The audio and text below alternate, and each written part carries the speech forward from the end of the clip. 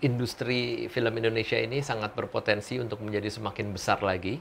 Eh, dan untuk menjadi semakin besar itu harus kerja semua dari semua ekosistem yang terlibat.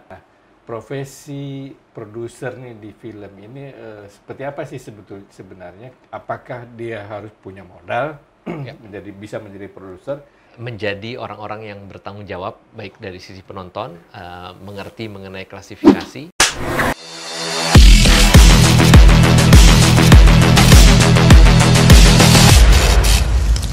Action! Nihil. Sahabat Sensor Mandiri, jumpa lagi dengan podcast dari Lembaga Sensor Film Action Nihil. Bicara dengan banyak profesi dalam perfilman, dan sekarang tamu kita adalah salah seorang produser film Indonesia, Ketua APROFI, Asosiasi Produser Film Indonesia, Mas Edwin Nazir. Halo Bang, apa kabar? Selamat sore. Sore. Gimana kegiatan Anda sekarang ini sebagai Ketua APROFI? Saya ini kegiatannya mau ngobrol sama Mas Norka. Ya. Oke. Sekarang lagi seru nih, Mas Norka. Artinya pasca pandemi kan produksi sudah kembali normal. Ya. Teman-teman yang produksi sudah semakin banyak. Lalu dengan tidak hanya untuk film bioskop, tapi juga produksi serial atau series itu semakin banyak. Jadi lagi seru. Series ini terutama di OTT ya, di kanal-kanal OTT ya. Betul. Series cukup. Dan fenomenal sebetulnya setelah pandemi ini, tiba-tiba kita memecahkan rekor penonton film nasional tertinggi sepanjang sejarah ya. Lebih dari 10 juta untuk satu film. Dan kelihatannya saya melihat sebetulnya dulu ketika masih pandemi, itu kelihatannya kanal-kanal OTT ini menjadi salah satu alternatif yang akan dijadikan tempat untuk display film-film nasional selama pandemi ini berlangsung. Tetapi ternyata alhamdulillah bahwa pandemi selesai dan lebih cepat dari diduga, dan bioskop dibuka kembali, sehingga alternatif ke OTT ini menjadi pilihan yang kedua atau ketiga. Jadi kembali ke bioskop. Kenapa? Karena di bioskop ini bisa mendapatkan jackpot ya. Kalau di OTT kan misalnya film layar lebar dijual, dibeli hanya dengan flat rate sekian, dan dia tidak akan mendapatkan bonus. Kalau di bioskop kan ternyata bisa menambah jadi box office, dan penonton bisa semakin banyak dan masa tayang semakin panjang. Nah, Anda melihatnya pilihan antara bioskop dan OTT ini seperti apa ke depan nih? Ya, saya sejak awal sampai hari ini juga masih berpikiran, termasuk orang yang menilai bahwa bioskop dan OTT ini saling melengkapi. Jadi bukan menggantikan yang satu gitu ya. Okay. Karena OTT ini kan menggantikan home video yang sebenarnya sejak dulu juga sudah ada. Cuma berbeda bentuknya. Mungkin dulu masih dalam bentuk fisik seperti mulai dari Laserdisc, kemudian menjadi DVD dan seterusnya, dari pita sebelumnya gitu ya. Dan sekarang digantikan dengan versi digital OTT. Jadi menurut saya ini saling melengkapi, seperti dari Mas Surga bilang, ini bisa menjadi display setelah dari di bioskop. Terus kemudian di satu sisi juga ada kesempatan buat teman-teman untuk membuat konten-konten yang mungkin saat ini misalnya di bioskop pasarnya kita masih ragu-ragu nih, apakah ini akan diterima dengan baik atau di pasar atau seperti dia. Kemudian bukan diuji cobakan, jadi dibuat di versi OTT yang mungkin pasarnya malah cocok buat konten-konten seperti itu. Dan tadi benar bahwa perbedaannya ya, kalau di bioskop itu secara bisnis disitulah bisnisnya, disitulah industrinya. Ya, memungkinkan untuk menambah jumlah penonton ya. Ya, betul. Dan pendapatan juga. Nah, tadi bicara soal pandemi, lalu ada produksi sudah meningkat. Nah, Mas Edwin sebagai Ketua APROFI ini melihat berapa sih jumlah anggotanya? Sekarang anggota aktif ada 42. 42. APROFI dibentuk tahun 2013, 17 Oktober tepatnya. Waktu itu 23 anggota, 23 produser lah yang kongres pertama dan membentuk APROFI. Sekarang jumlahnya 42, dan menariknya ada 21 produser perempuan dan 21 produser laki-laki. Jadi terbagi dua ya? Terbagi dua, 50%, 50%. Tapi bukan suami istri nih? Bukan. Bukan. Kebetulan tidak ada yang suami istri kayaknya dalam yang Aprofi ya. Nah, apa bedanya nih Aprofi dengan PPFI? Ada ding, saya rawat. Ada satu pasangan yang suami istri. Ada Aprofi, ya, betul. Jadi apa bedanya Aprofi dengan PPFI? PPFI Persatuan Perusahaan Film, Perusahaan Produser Film Indonesia. Perusahaan film ya. Asosiasi Perusahaan Film Indonesia dan Aprofi. Ini pecahan atau memang ini masing-masing berdiri? Enggak, kalau jadi ada 3 asosiasi produser saat ini, ada PPFI, ada APFI. Kemudian ada Aprofi. Jadi yang membedakan adalah kalau di Aprofi yang terdaftar itu adalah personnya. Jadi pribadinya. Pribadi pernah menjadi produser atau memang itu dia lulus sekolah sebagai pilihannya adalah majornya adalah produksi film. Ya. Jadi profesi ya. Profesinya betul. Dan kalau di Aprofi persyaratannya dia pernah memproduksi 2 film layar lebar, kemudian dia mendapatkan rekomendasi dari 10 anggota lainnya. Oke. Nah, profesi produser nih di film ini seperti apa sih sebenarnya? Apakah dia harus punya modal bisa menjadi produser? Karena kan ada produser, kemudian ada produser pelaksana, ada associate producer. Nah, bedanya apa nih di profesi ini? Ya. Benar Mas Turka, kadang-kadang orang selalu suka beranggapan bahwa kalau yang belum ada di industri merasa bahwa produser itu adalah yang membiayai filmnya. Padahal tidak selalu seperti itu. Jadi produser itu adalah orang yang bertanggung jawab mengorkestrasi sebuah produksi film. Jadi dari mulai ide konsep kreatif sejak awal, pembuatan skenario, biasanya dia akan intens dengan penulis skenario dan juga dengan sutradara, bertiga dengan produser. Kemudian di situ dia mengurus semua tuh sampai jika ada rights yang harus diurus, dibeli dan sebagainya. Kemudian dari situ dia bertanggung jawab juga untuk mengumpulkan dana, fundraising. Nah, fundraisingnya itu bisa dari rumah produksi yang dimiliki oleh produsernya, tapi tidak harus selalu begitu juga. Jadi produsernya bisa mencari pendanaan dari luar, misalnya baik dalam bentuk investasi maupun dalam bentuk funding, misalnya dari luar atau sponsor apapun bentuknya. Gitu. Jadi dia yang bertanggung jawab untuk mengumpulkan pendanaan dan kemudian mengelola budget tersebut. Jadi sebagai semacam pimpinan proyek ya. Kira-kira. Betul sekali. Jadi dia mengorkestrasi dari ide kreatif dan memastikan itu bisa dieksekusi dalam bentuk produksi. Kemudian dia mengawasi produksi, terlibat di dalamnya, mengumpulkan tim sampai ke pasca produksi. Nah, si produser ini bertanggung jawab kepada pemilihan talent, sutradara, penulis skenario, dan seterusnya. Ya, biasanya produsernya akan berdekatan sekali dengan sutradara. Jadi sutradaranya akan bertanggung jawab dari sisi kreatifnya. Nah, disitulah soal talent, tim yang terlibat itu biasanya didiskusikan bersama. Tentu juga memikirkan soal pemasarannya, marketingnya. Misalnya saya mau aktornya yang sudah terkenal supaya bisa laku atau aktrisnya itu menentukan juga itu. Betul, itu ada beberapa pertimbangan yang pasti akan jadi bahan diskusi. Kembali lagi tadi bagaimana mewujudkan ide kreatif, visi kreatif dari sutradara itu agar bisa dieksekusi. Dieksekusi itu berarti bisa diproduksi dengan baik dan tentunya juga harus berpikir bagaimana pemasaran dan distribusinya nantinya. Walaupun khusus di Indonesia memang produser juga akan bertanggung jawab sampai ke distribusi dan pemasaran dan marketing dan seterusnya gitu ya karena merangkap peran distributor. Jadi disitulah diskusi yang intensif antara produser sebagai yang mengorkestrasi proyek ini dengan tim kreatif. Nah, tadi idenya itu bisa dari produser dan bisa dari sutradara ya? Ya, untuk sebuah film.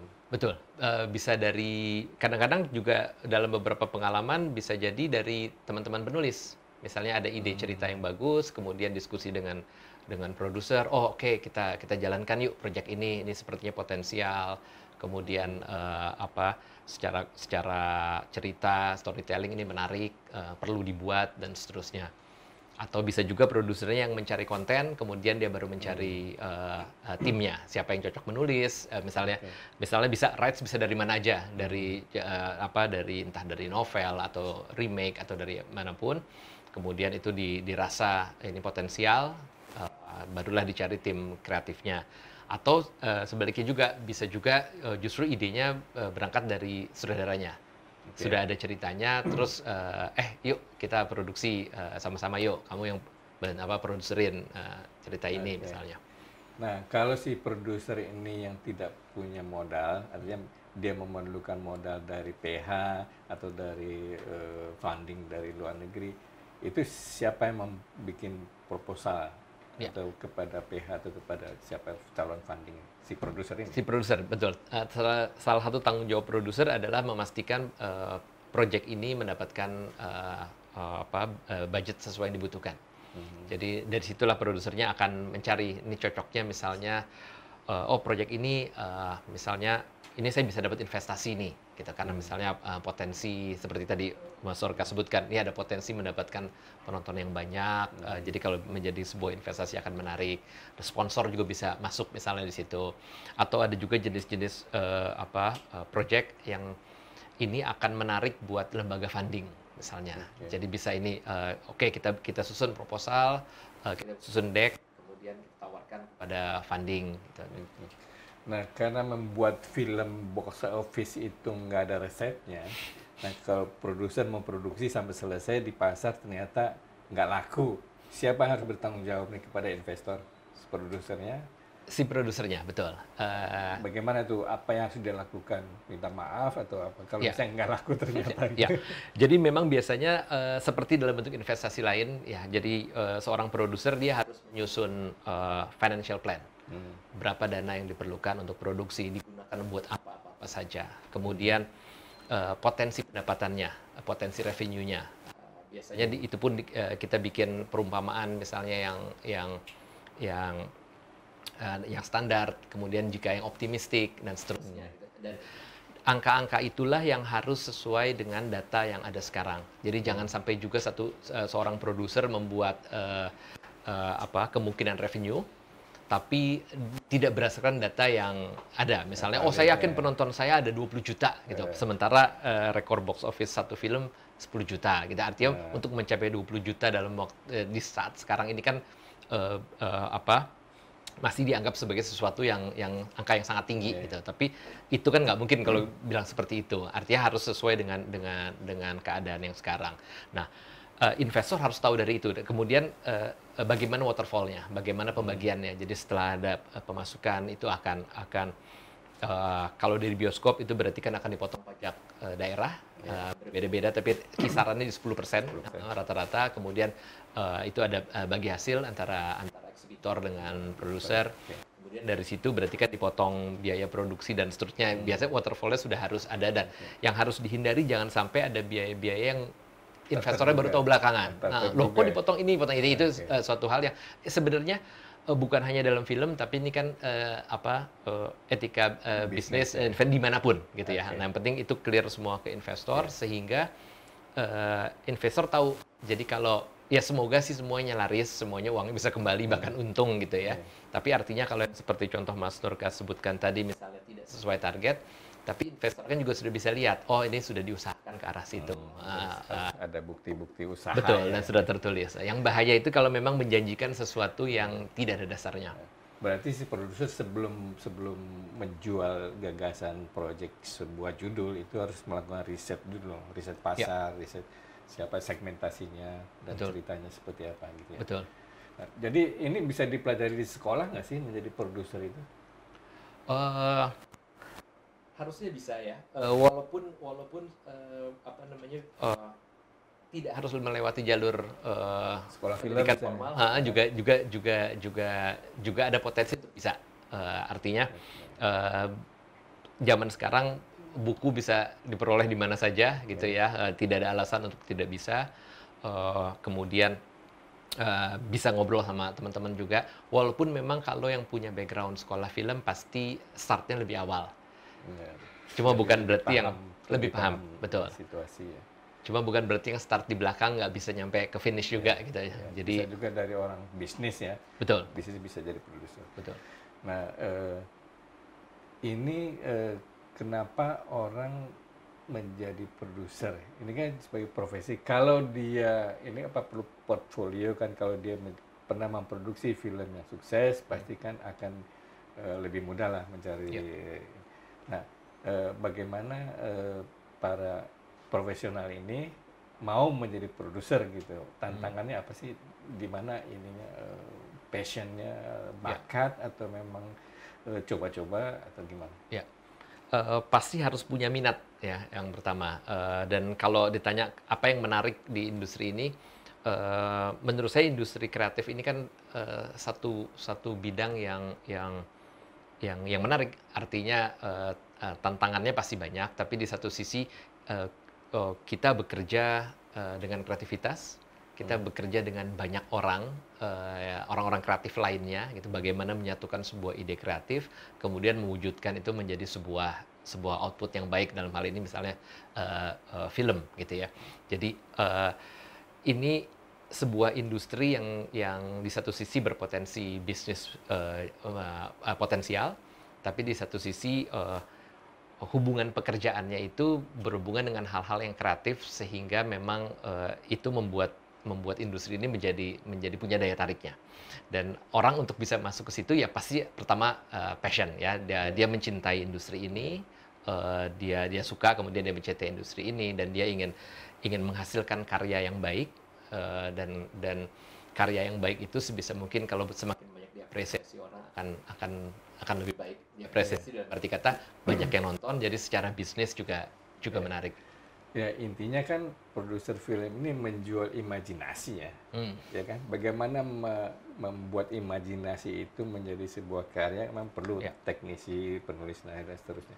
Jadi bagaimana produser menjual imajinasi, menciptakan imajinasi menjadi seolah-olah kenyataan, itu harus dimiliki oleh tadi visi dan passion dari produser ya. Betul. Kalau dalam pelaksanaannya memang salah satu karakter yang perlu itu adalah peran koordinator ya, peran koordinasi. Bisa dibilang mungkin ya leadership, kemudian kemampuan untuk berkoordinasi, karena itu tadi berhubungan dengan banyak orang, kemudian berhubungan dengan ide kreatif, tapi kemudian harus dijabarkan dalam bentuk teknis. Itu syaratnya. Kemudian kalau teknisnya mengenai produksi film dan lain-lainnya, ada kesempatan untuk dipelajari sendiri, atau belajar di sekolah gitu ya. Tapi dan kayaknya tidak mudah nih mengurus orang-orang kreatif yang punya karakter dan kekhasannya masing-masing gitu kan. Bagaimana selama ini Anda berhubungan dengan orang-orang kreatif tuh? Bisa dikendalikan atau bagaimana caranya untuk membuat mereka nyaman bekerja dengan kita?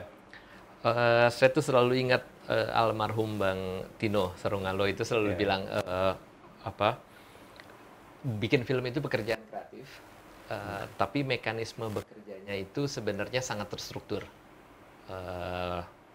Ya bukan militer gitu ya, tapi sangat terstruktur. Bagaimana semua kru itu berhubungannya dengan head department masing-masing. Kemudian head department kreatif itu akan berkomunikasi dengan di atasnya dengan sutradara. Kemudian bagaimana line producer komunikasi dengan sutradara pada saat itu berhubungan dengan produksi gitu. Jadi pertanyaan Mas Torka tadi bagaimana sebenarnya kuncinya adalah memang saat struktur dan mekanisme kerja itu tersusun dengan baik. Oke, jadi produser seperti konduktor orkestra ya. Betul. Semua pemain harus sesuai dengan tugas dan jobnya ya. Betul. Di lini man. Ya. Nah, tadi saya ingin tadi perbedaan antara produser dengan produser pelaksana dan line produser itu apa? Ya.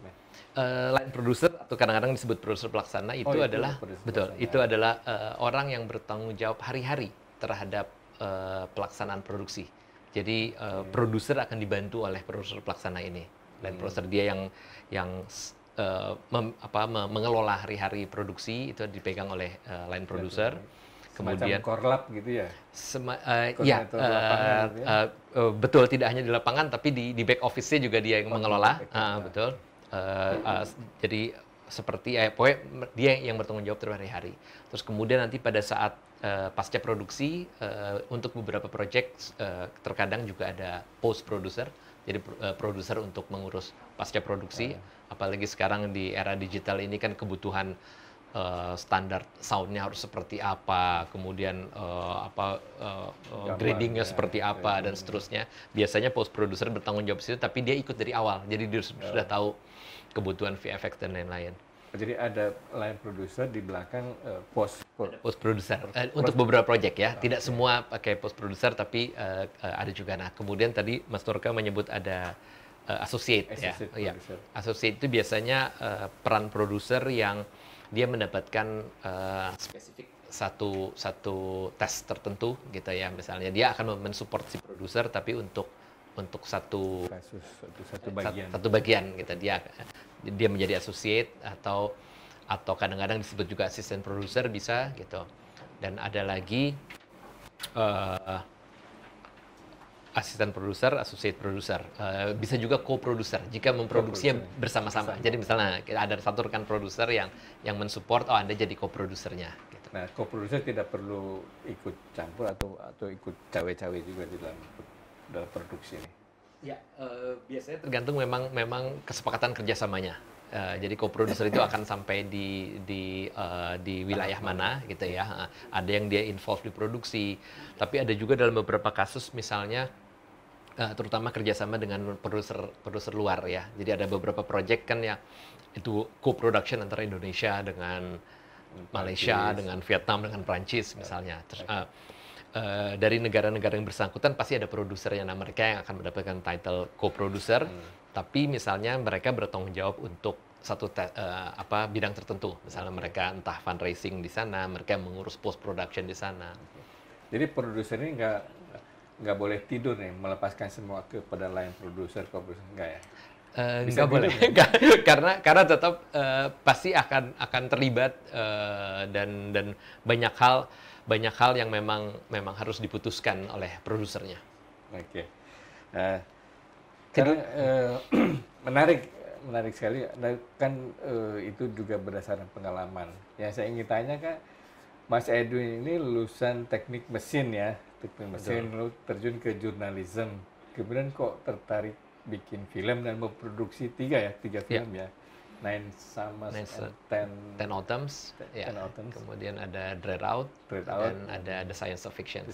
Ya, jadi saya produser pemula baru 3 film, Pak. 3 film ya.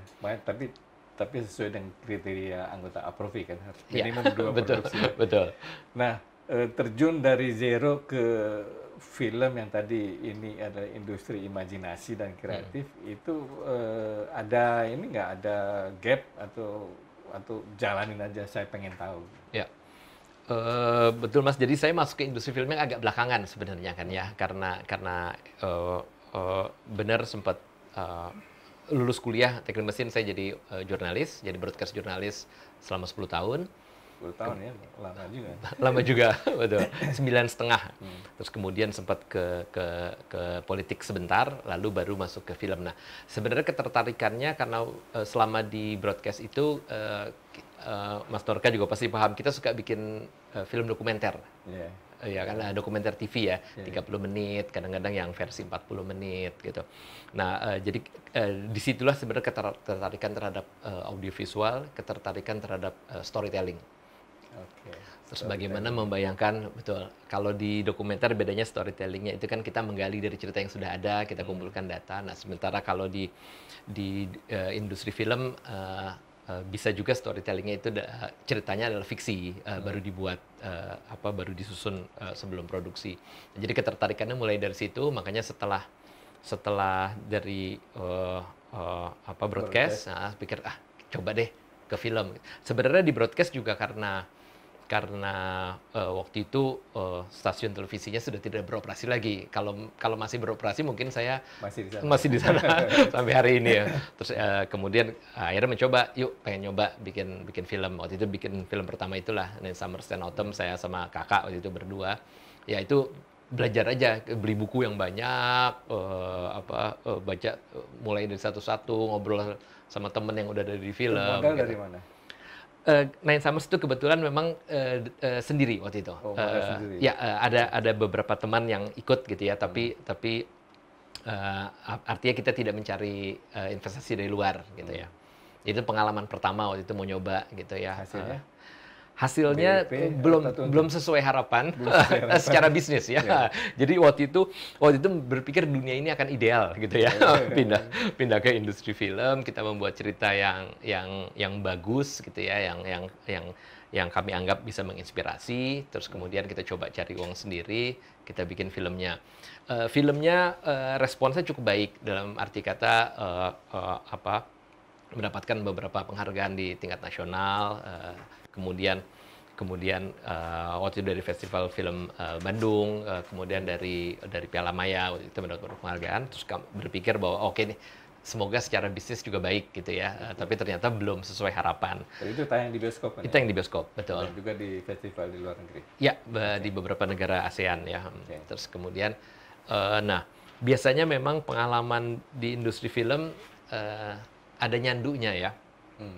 Jadi penasaran, masa iya sih nggak bisa coba lagi gitu. Akhirnya kita coba yang kedua, Dread Out, itu horor ya? Itu horor.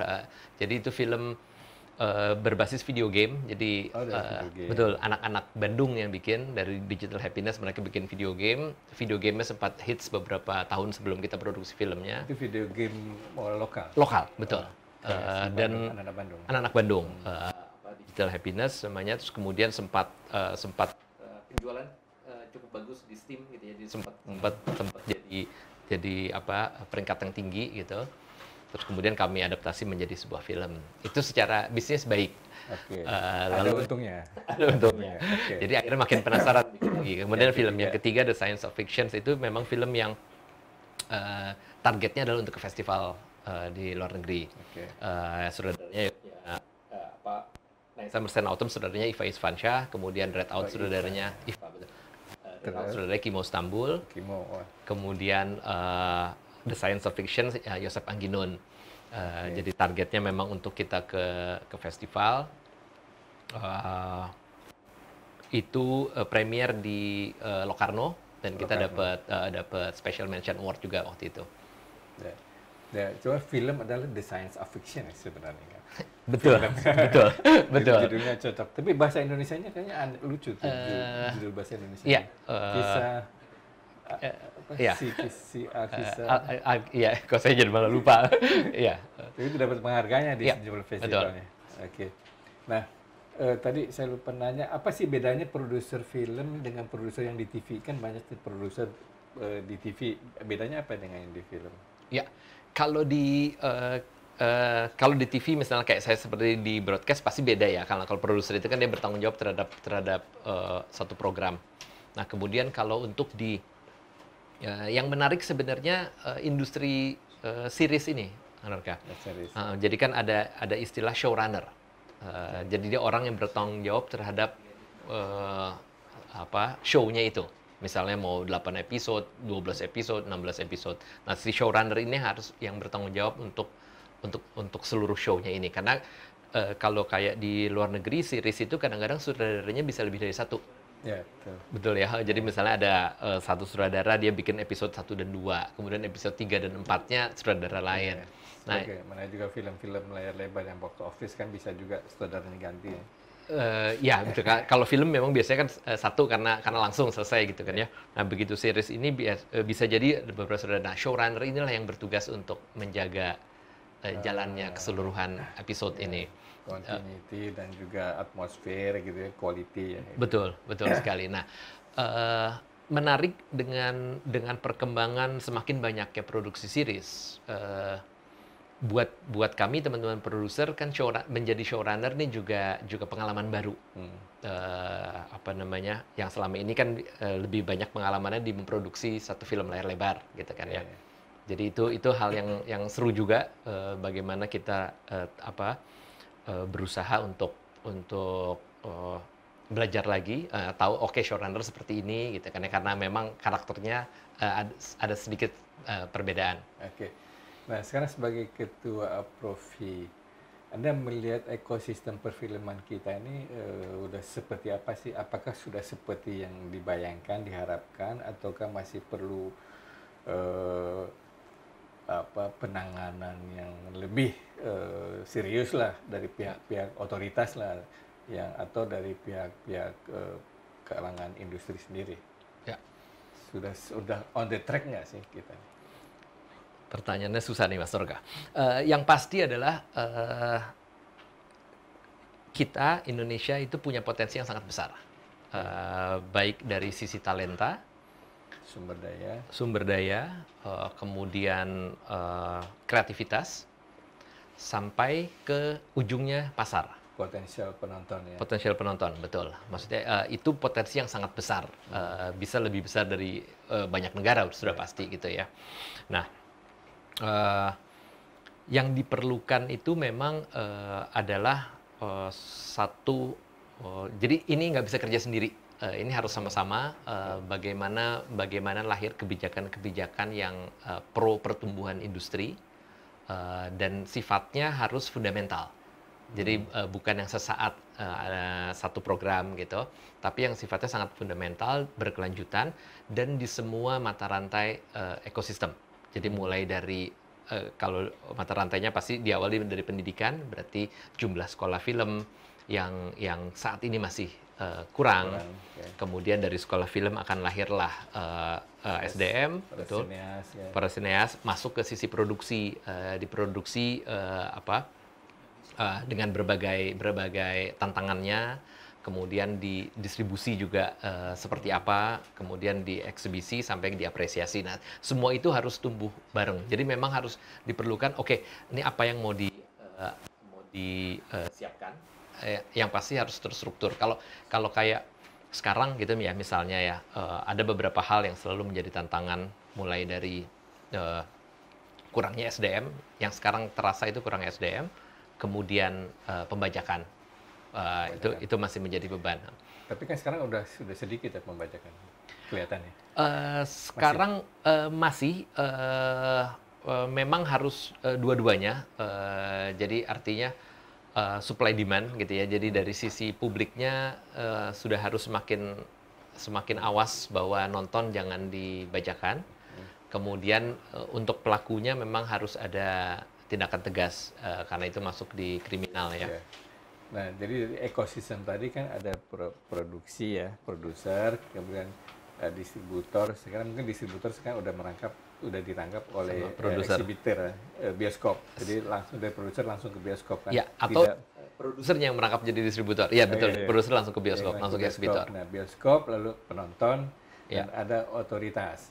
Nah, ini harus sejalan, harus punya misi yang sama. Sekarang ini kan tanpa campur tangan otoritas pun kan produksi film jalan terus, bioskop bertambah banyak ya, layarnya sekarang udah hampir 3.000 layar ya. Dan investasi ke bioskop ada, bahkan perusahaan-perusahaan film sudah go public gitu kan. Nah, apa yang kurang nih? Apakah otoritasnya kurang sehingga kan otoritas membuat aturan-aturan yang tadi yang harus memberikan kesempatan kepada produser dan bioskop penonton untuk bisa aktif menonton mengembangkan perfilman ini. Ya, benar artinya dibiarkan saja industri ini akan berjalan karena teman-teman begitu kreatifnya untuk tetap menjalankan usaha ini. Nah,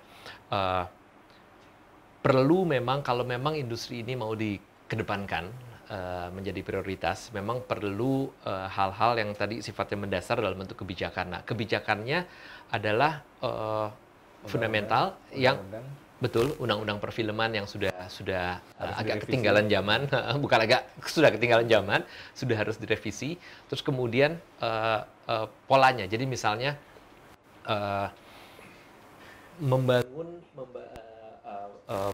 produksi, gitu ya.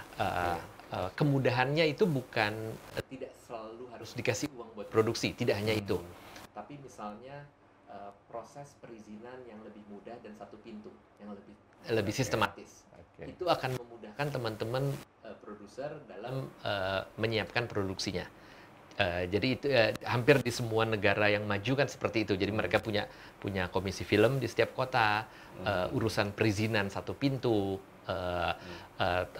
semua jadi jelas.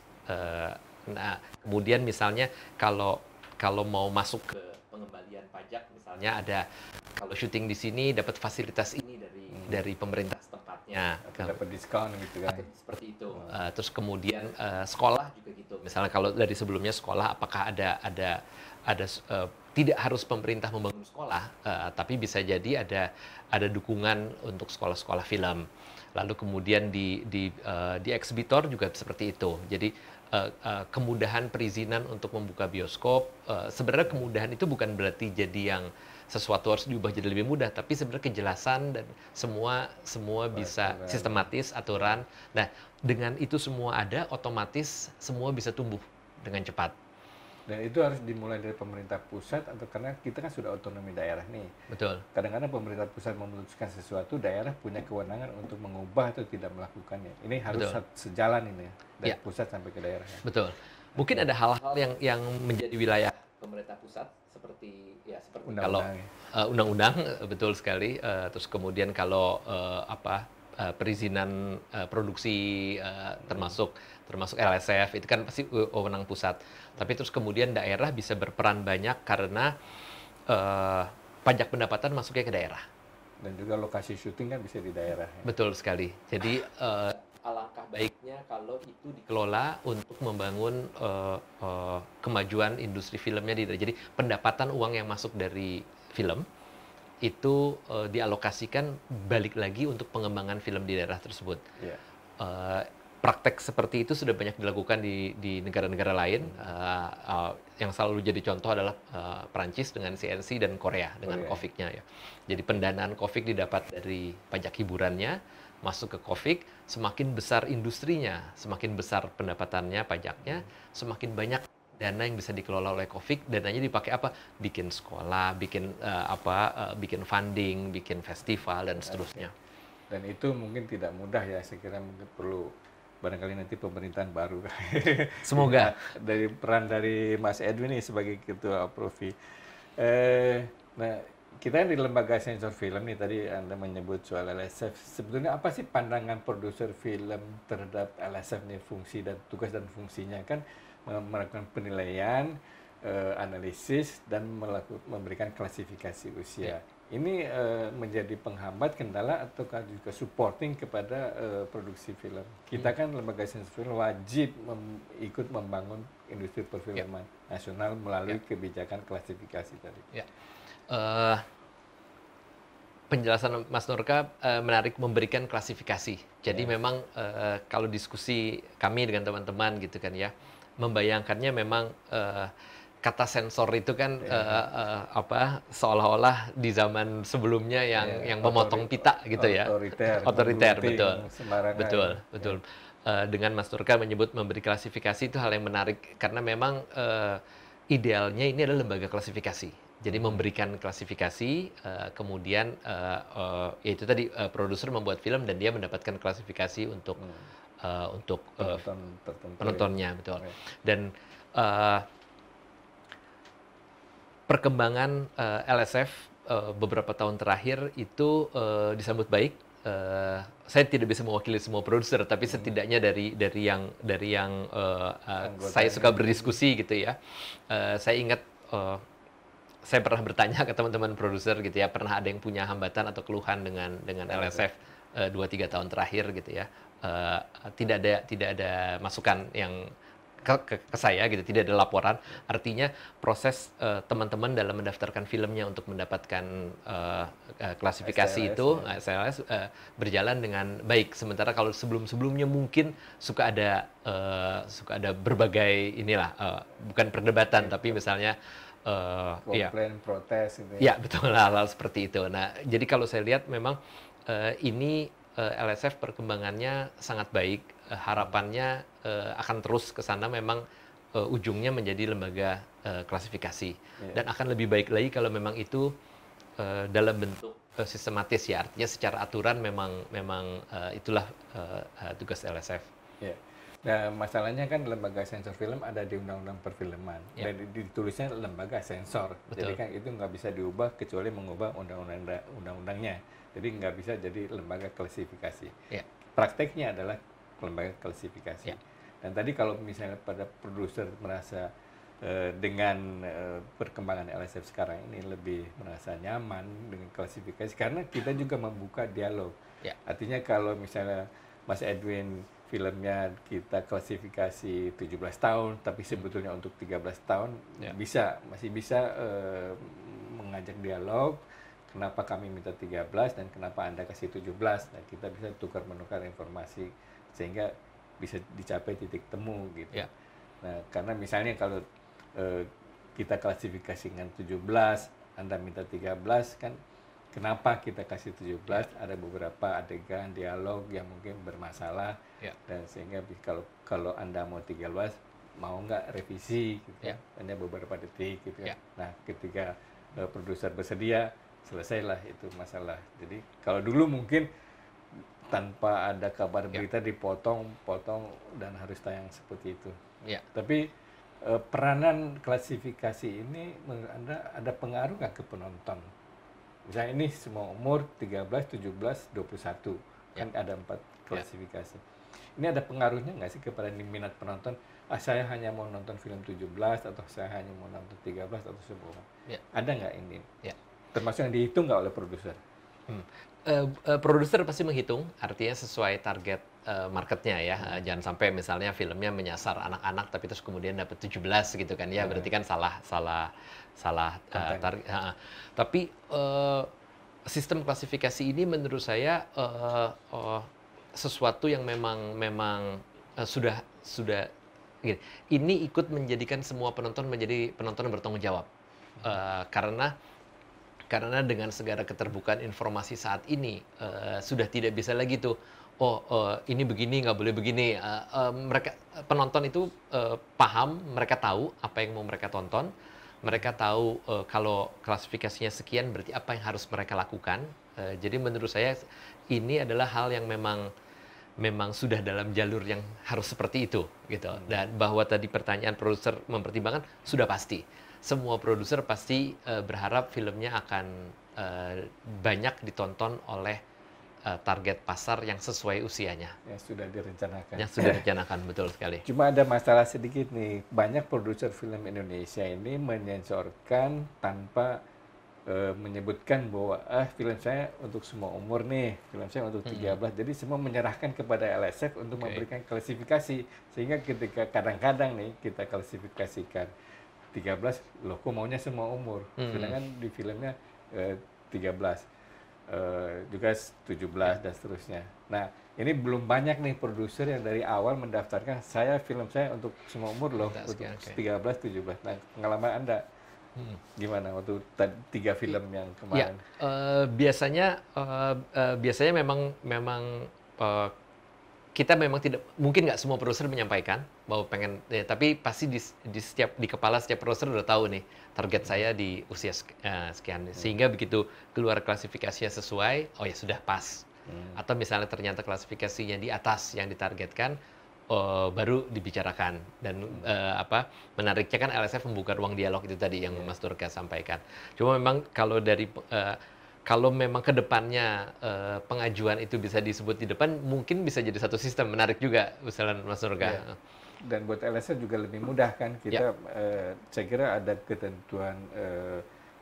ketentuan mengenai sensor dan kriteria SU 13-17 itu sudah ada, bisa dipelajari. Kalau misalnya dari awal produser dan seluruh tim kreatifnya menyesuaikan dengan itu, saya kira tidak ada masalah, mungkin lebih cepat LSF memberikan. Sekarang kan 3 hari nih, mungkin bisa 1 hari bisa keluar surat tanda lulusan. Nah ini saya kira udah cukupannya, nih menarik sekali, saya masih pengen ngobrol lagi. Barangkali ini closing statement lah dari Mas Edwin tentang LSF maupun kepada penonton. Kita kan ada budaya sensor mandiri nih agar orang menonton sesuai dengan klasifikasi usianya. Yang pasti industri film Indonesia ini sangat berpotensi untuk menjadi semakin besar lagi, dan untuk menjadi semakin besar itu harus kerja semua dari semua ekosistem yang terlibat, mulai dari kami yang produksi, kemudian dari teman-teman sebelum dieksebisikan, berarti dari LSF termasuk bagian dari mata rantai itu dan eksibitor dan semuanya. Jadi mari kita sama-sama membuat konten yang semakin bagus secara kualitas untuk kemajuan industri kita. Kemudian menjadi orang-orang yang bertanggung jawab baik dari sisi penonton, mengerti mengenai klasifikasi, dan karena itu dengan saling mengerti tidak akan ada perdebatan yang tidak perlu. Karena semua sudah paham. Dengan begitu penonton akan disajikan sebuah tontonan yang semakin baik sesuai dengan klasifikasi yang mereka mau. Jadi ini kerja sama-sama. Siap. Terima kasih Mas Edwin. Sahabat Sensor Mandiri, jangan lupa subscribe, komen dari podcast Action Nihil ini karena engagement dari Anda akan menarik buat kami di LSF dan juga buat para penonton yang lainnya. Jangan lupa subscribe dan komen. Terima kasih Mas Edwin. Terima kasih Mas Norka. Sampai ketemu. Selamat. Sukses terus. Oke. Action Nihil.